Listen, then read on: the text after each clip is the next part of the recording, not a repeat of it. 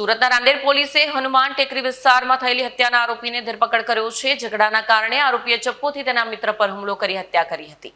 સુરતના રાંદેર વિસ્તારમાં હનુમાન ટેકરી નજીક મિત્ર વચ્ચે થયેલા ઝઘડામાં હત્યાની ઘટના સામે આવી છે।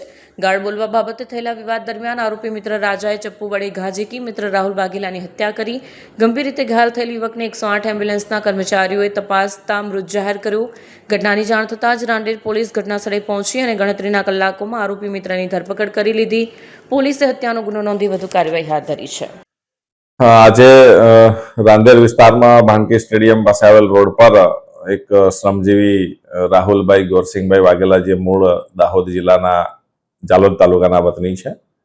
તેમની ઉંમર 27 વર્ષની છે અને સરકારશ્રીના જે રેન બસેરા શેલ્ટર હાઉસ બનાવેલ છે તેમાં રહી અને મજૂરી કામ કરે છે, છૂટક મજૂરી।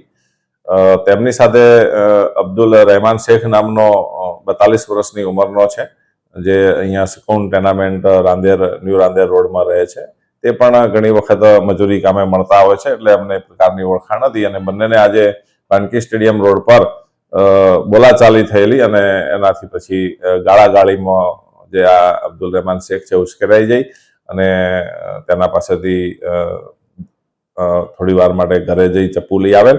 એ દરમિયાન આજે રાહુલભાઈ છે એ બાજુના ફળિયામાં બાંકડા ઉપર બેઠા હતા।